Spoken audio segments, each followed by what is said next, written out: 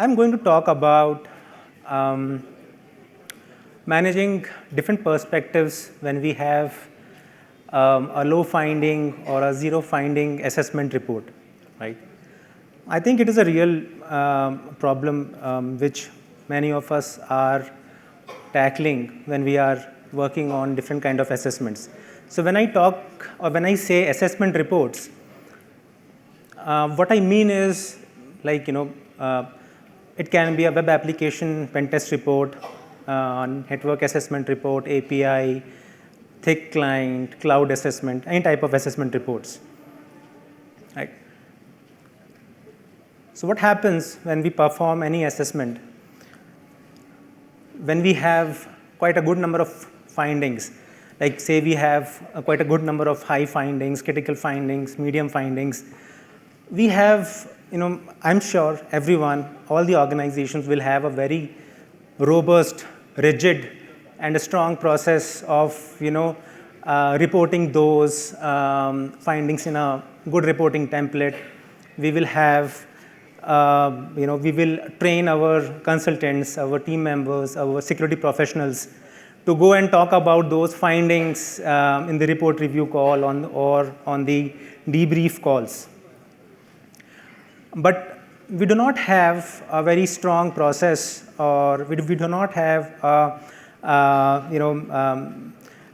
well-defined path when we do not encounter any findings, or we do not encounter, or we encounter just some low findings in a particular assessment, right? So we do not. What I feel in my experience, that we do not equip our team members, our consultants, our security professionals to handle those situations. And in most cases, what happens is, they go blank. They don't know how to approach that. And even as a client, when we are on the other side of the table, we are not sure like how to handle such reports, how to consume those reports. So that's I think we'll just try to kind of touch base on this particular problem and see how can we do better in delivering such reports and also consuming these reports as a client.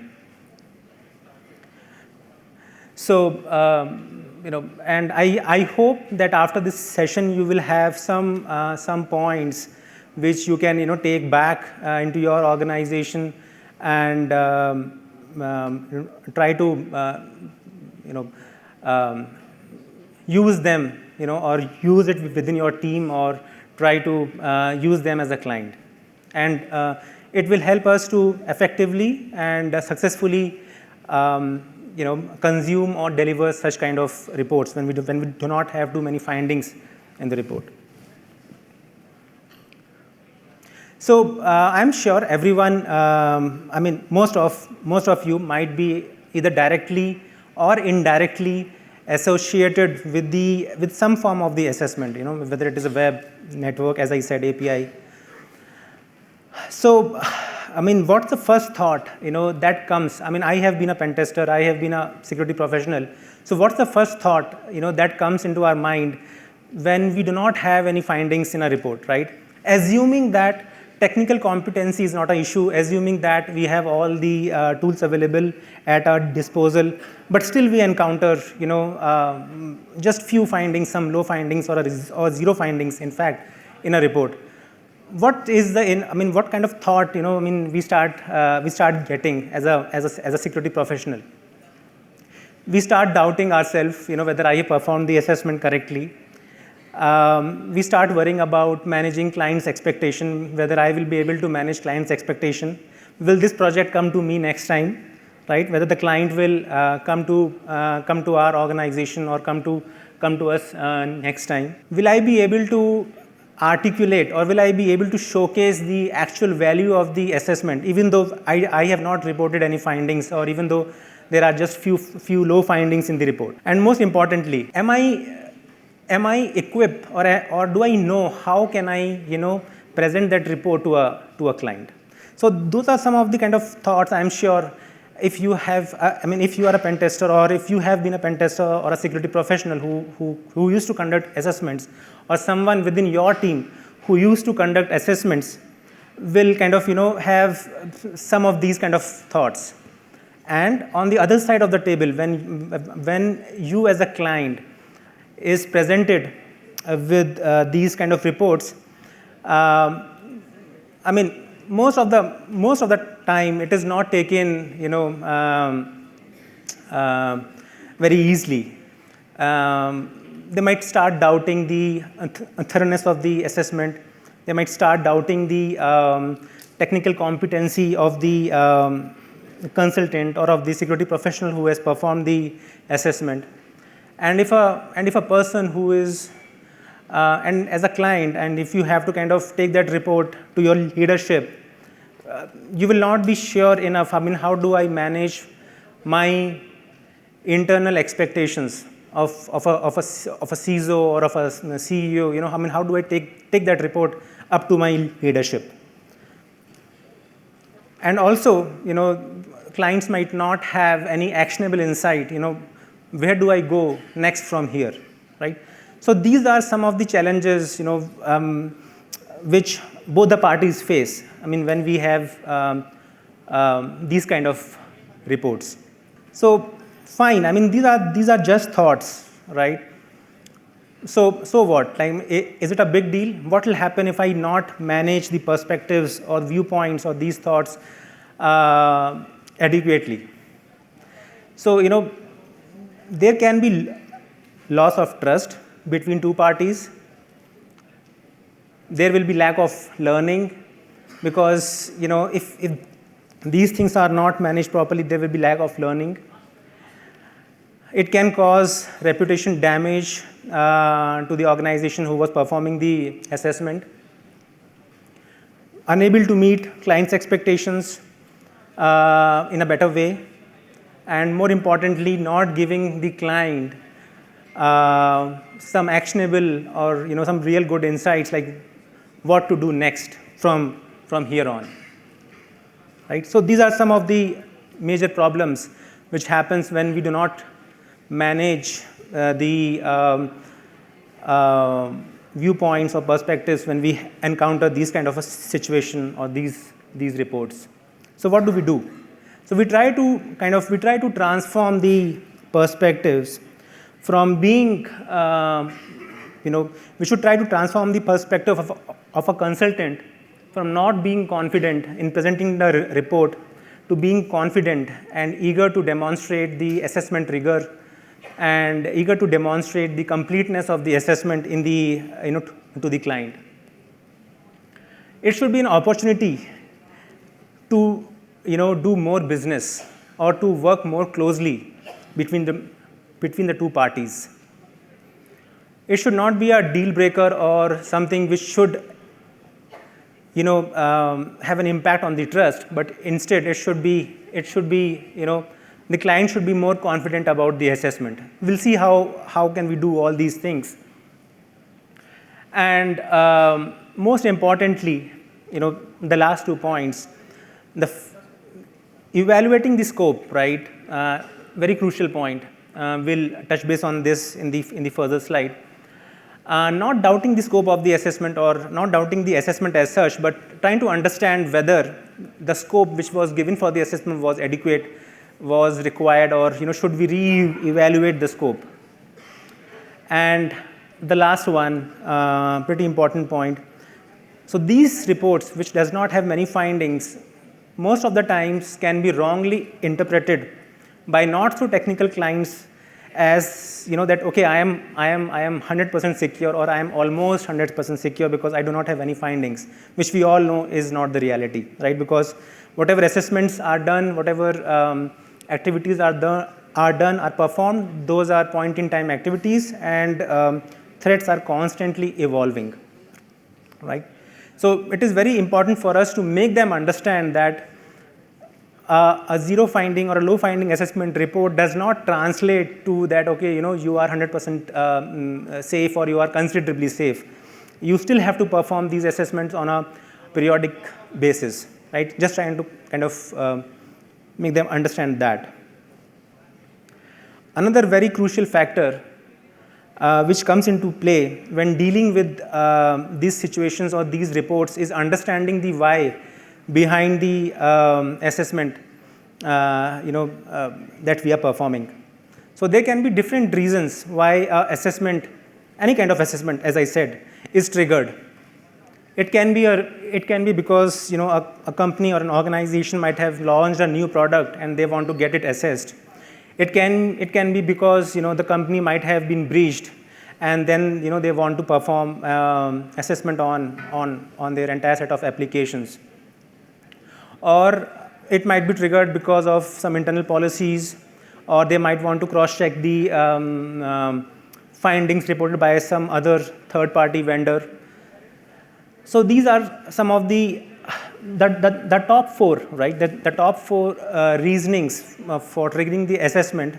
In these top four reasonings, clients mostly see, or the folks mostly see number of findings as their return on investment, right?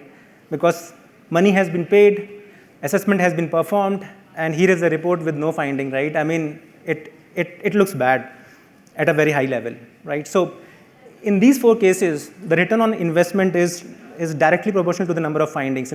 If you report, a couple of high findings, critical findings, everyone will be super happy, at least most of them.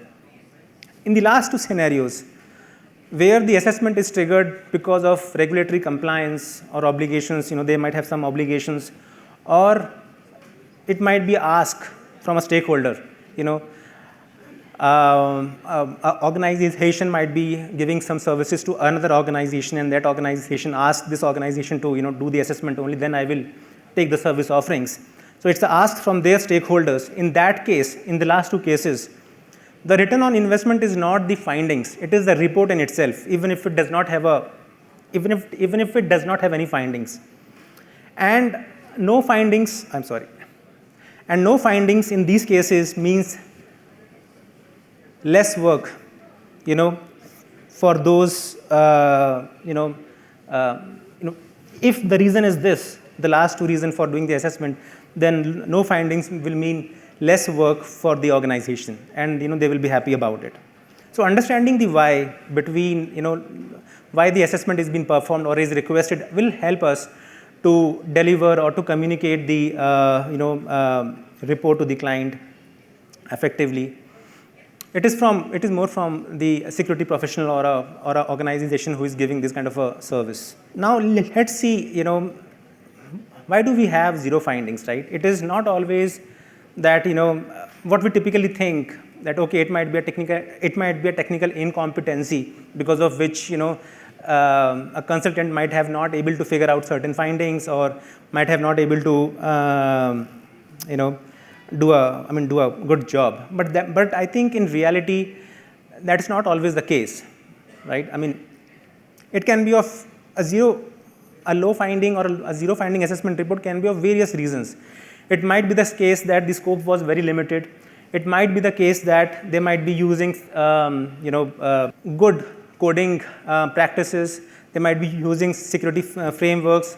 That particular assessment might have been already tested many times. It might be a quarterly activity for the organization. They might have strong governance and oversight, right? So there can be many reasons for not having too many findings in the report. And that's the reason zero findings report should not be seen as a reason for client to be skeptic, right? Instead, we should use this opportunity, to demonstrate our, what kind of activities we have performed, what kind of tools and technologies we have used to analyze their applications. It should not be a reason to lose the trust and credibility, but indeed it should be a reason to work more closely with the client and try to make them understand like what has happened. And this might not be the right scope for you to go ahead and do the assessment. Let's be more prudent about it and try to re-evaluate the scope, right? It can also be, and okay, I mean, we will talk about that in detail about scope. Going forward, it should not be a reason, right? Suppose if we do not have any findings, someone can ask that, okay, then why do I need to perform the assessment next time if I do not have any findings? There can be many reasons for that. But definitely it should not be a reason for not performing the assessment, because as I said, assessments are point-in-time activities and threats are constantly evolving. So it should not be interpreted as that, okay, I am safe, right? And the last point which I want to touch upon is, it is not always bad to have such reports. It can be used by the clients to show their commitment towards security, right? It can have a positive impact on their business. So I would just want to kind of, with that, I would just want to kind of go through, two sample conversations. In this we have two characters. The first one is Daniel. He is a security professional, and we have John as client, right? So whatever points we have discussed so far, we have tried to summarize those points in this particular conversation, and we'll see how this conversation goes.